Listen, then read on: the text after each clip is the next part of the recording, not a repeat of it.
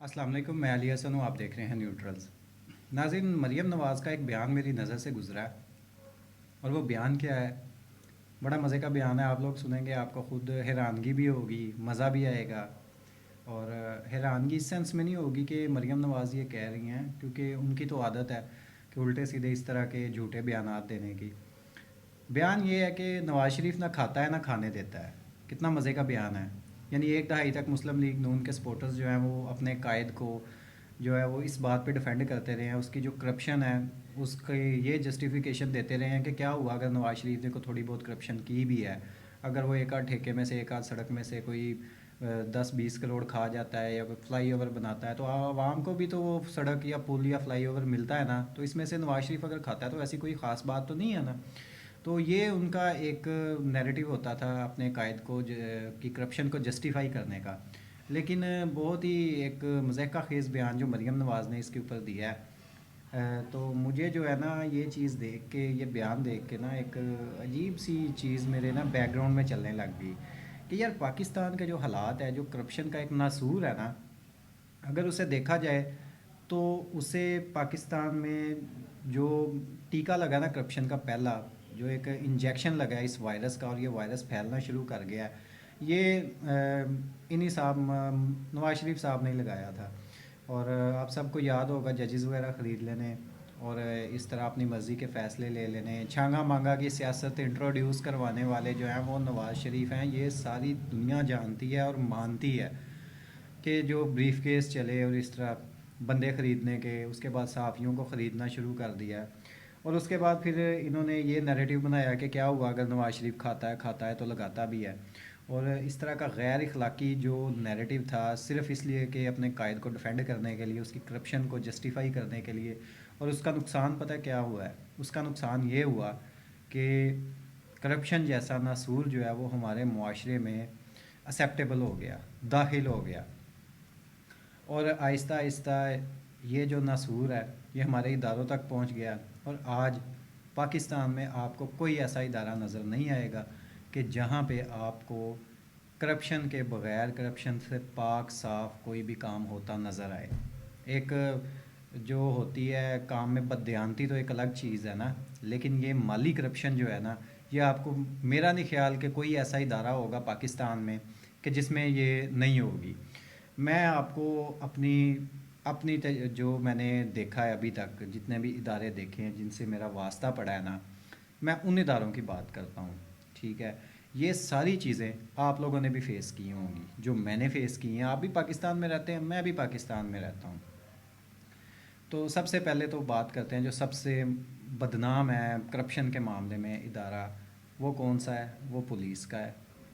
Police کا جو ادارہ ہے اس میں آپ سب کو پتہ ہے کہ کسی کے ساتھ کوئی بھی کسی قسم کا مسئلہ ہو جائے نا، اگر تو وہ وکیل ہو تو وہ بیچارہ اپنا پرچہ کروا لیتا ہے، ٹھیک ہے؟ یا جس کی تھوڑی بہت اپروچ ہو، اپروچ کے بغیر تو آپ تھانے میں جا کے پرچہ بھی نہیں کروا سکتے، آپ کی وہاں پہ سنوائی نہیں ہوتی، درخواست نہیں لکھی جاتی۔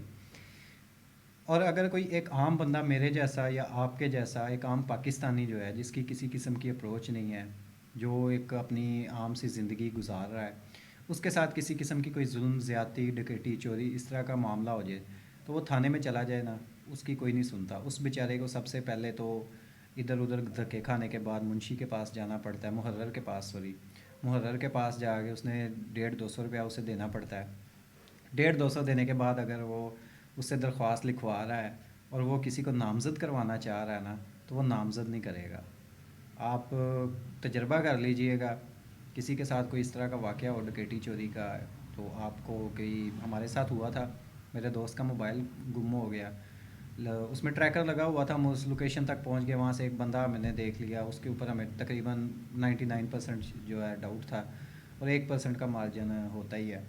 تو ہم نے اسے نامزد کروانا چاہا، ہمارا نامزد کا پرچہ نہیں ہوا، وہ درخواست آج بھی لکھی پڑی ہے، ٹھیک ہے؟ اگر آپ نے نامزد کروانا ہے تو آپ کو پیسے دینے پڑیں گے۔ اسی کی طرح پولیس کے جو جگہ جگہ کے اوپر ناکے لگے ہوتے ہیں، سب کو پتہ ہے، جو ٹریولنگ کرتے ہیں اپنی کنوینس پہ، اسٹوڈنٹ خاص طور پہ، یہ انہیں روکتے ہیں، جان بوجھ کے چیکنگ کا بہانہ کرتے ہیں، کاغذ وغیرہ دیکھتے ہیں، صرف تنگ کیوں کرتے ہیں کہ ان سے ہمیں کچھ نہ کچھ مل جائے۔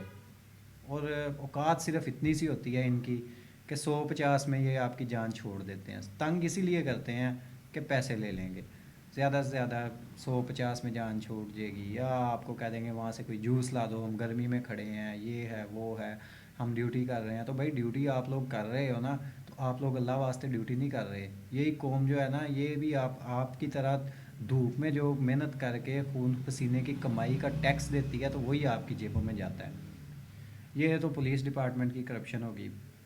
دوسرا اب چلتے ہیں، میں آپ کو بتاتا ہوں. میں نا چند روز کے لیے نا کچہری چلا گیا. یہ جو اسٹامپ فروش ہوتے ہیں نا، ان کے ساتھ یہ کام سیکھنے کے لیے، اور اس چیز کو میں نے تھوڑا بہت جانا ہے. یہاں پہ ہوتا کیا ہے؟ ایک تو میں آپ کو یہ بتاتا چلوں کہ مجھے ایک دفعہ نا ضرورت پڑی 50 والے اسٹامپ کی. 50 والا اسٹامپ آپ کو پتہ ہے کتنا مشہور ہے. اور 50 والے اسٹامپ کے اوپر اگر آپ نے بیان حلفی دیا ہو اور کسی مجرم کو جیل سے چھڑوا کے باہر بھیجا ہو، تو آپ وزیر اعظم بھی بن جاتے ہیں. تو اتنی اہمیت ہے 50 والے اسٹامپ کی. تو میں نے بھی وہ 50 والا اسٹامپ کی مجھے ضرورت پڑی، میں کچہری چلا گیا. پرانی بات ہے. اور میں نے وہاں سے جا کے جب اسٹامپ خریدا، تو مجھے 50 روپے کا اسٹامپ 70 روپے میں ملا. اس کے اوپر مینشنڈ جو پرائس تھی وہ 50 روپے تھی. میں خود بڑا حیران ہوا، اور مجھے اس چیز کی نا بڑی فیلنگ آئی کہ یار یہ کیوں. اور ایون کہ جس سے میں نے وہ خریدا تھا وہ میرا جاننے والا تھا، واقف کار تھا.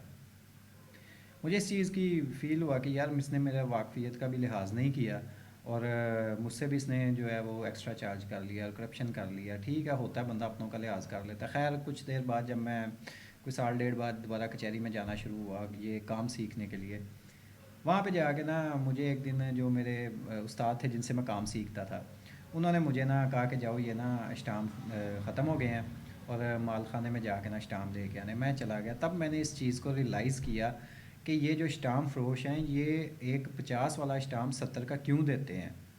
ان کی مجبوری ہوتی ہے. ان کی کیا مجبوری ہوتی ہے؟ جو پروسیجر ہے وہ یہ ہے کہ آپ نے ایک فارم فل کر کے پیسے بینک میں جمع کروا کے، اور وہ جو آپ نے فارم فل کیا ہوتا ہے بینک کی رسید کے ساتھ، آپ نے مال خانے میں جمع کروانا ہے، اور 1 سے 2 دن بعد جو ہے وہ آپ کو اسٹامپ کی کاپی مل جاتی ہے. اب جو لوگ کام کر رہے ہیں ان سے دھڑا دھڑ اسٹامپ بک رہے ہیں. جب ان کے پاس اسٹامپ ختم ہوتا ہے ان کا کام رک جاتا ہے. ان کی جو دیہڑی بھی ہے وہ یہی ہے، اسٹامپ صرف بیچتے نہیں ہیں، اس کے اوپر انہوں نے لکھنا بھی ہوتا ہے. اور موسٹلی جتنے بھی اسٹامپ فروش ہوتے ہیں وہ ساتھ لکھنے کا بھی کام کرتے ہیں، درخواستیں وغیرہ، یہ ساری چیزیں. جب مال خانے میں جا کے آپ جمع کرواتے ہیں نا، تو وہاں پہ جو بندہ بیٹھا ہوتا ہے نا، وہ آپ سے ایکسٹرا چارج کرتا ہے کہ آپ نے ابھی اگر آپ کو چاہیے تو میں آپ سے اتنے ایکسٹرا چارج کروں گا. اور اگر آپ اسے ریفیوز کرتے ہیں، جی نہیں میں نہیں آپ کو دے رہا، وہ کہتا ہے ٹھیک ہے یہاں پہ اپنا یہ جو آپ کی رسید ہے یہ رکھ کے چلے جائیں، جس دن آپ کی باری آئے گی آپ کو اسٹامپ مل جائے گا. اور وہ پھر آپ کو بھی پتہ وہ باری کیوں آتی ہے یا نہیں آتی، اور کیوں نہیں آتی. یہ سین ہوتا ہے اس چیز کا نا، اسٹامپ کا.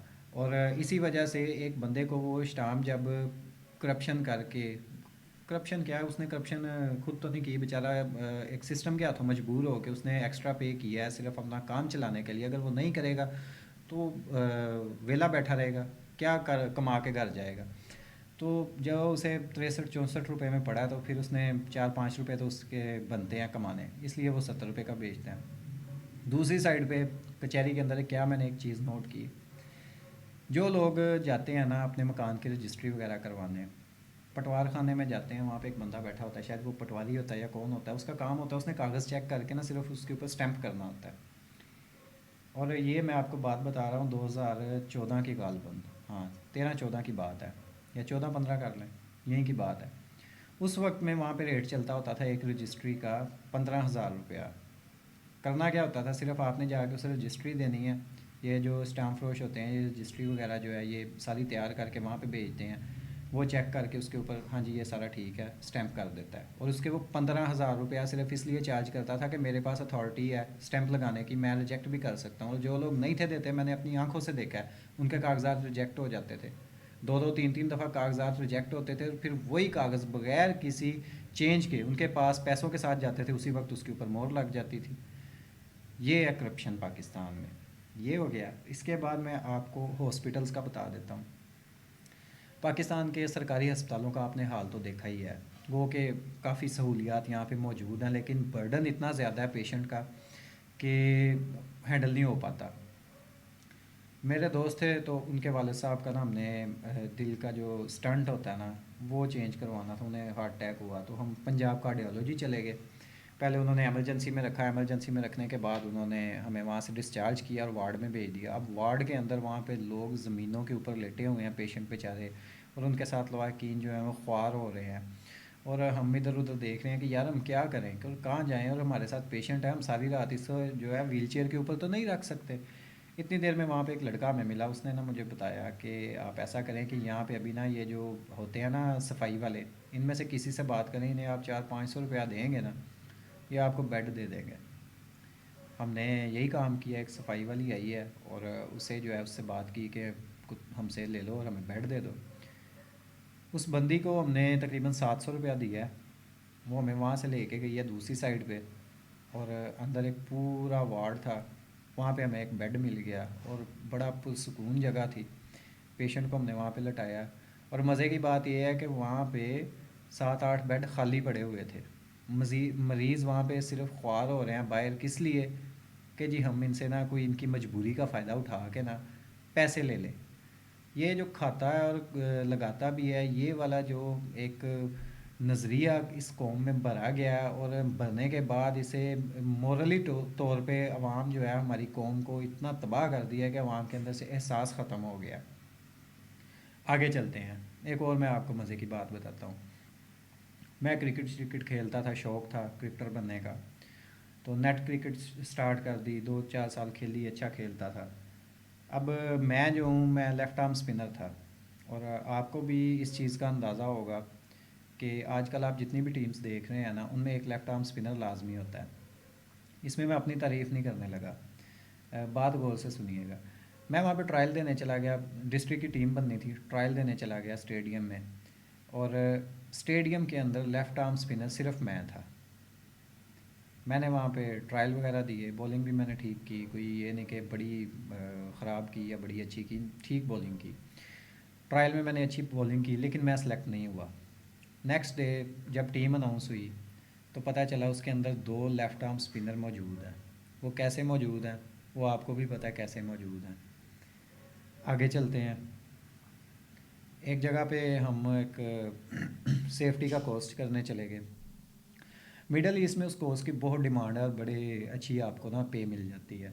تو وہاں پہ نا ایک ایکسائز کا ادارہ کا ایک نا بندہ تھا، 16ویں گریڈ کا، 16ویں اسکیل کا، وہ بھی آیا ہوا یہ نا کورس کرنے، سیفٹی سے ریلیٹڈ ہوتا ہے۔ اس سے نا ہم سب نے، پہلا دن تھا انٹروڈکشن وغیرہ، تو جب انٹروڈکشن ہوا تو ہم سب حیران ہوئے کہ کیونکہ پاکستان میں گورنمنٹ جاب جو ہے نا وہ بڑی ایک آئیڈیل جاب سمجھی جاتی ہے، تو ہم نے پوچھا کہ یار 16ویں اسکیل کے اوپر ہو کے تم نے ایک گورنمنٹ جاب ہے اور اس کے باوجود جو ہے وہ تم کرنا چاہ رہے ہو یہ والا کورس، اور پاکستان سے باہر جا کے کمانا چاہ رہے ہو، مانتے ہیں کہ اس کی اچھی ڈیمانڈ ہے، اچھی پے ملتی ہے، لیکن پردیس میں جاؤ گے تو یہاں پہ سرکاری جاب تو پردیس سے بھی بہتر ہے، تو کیا وجہ ہے کہ تم یہ کرنا چاہ رہے ہو؟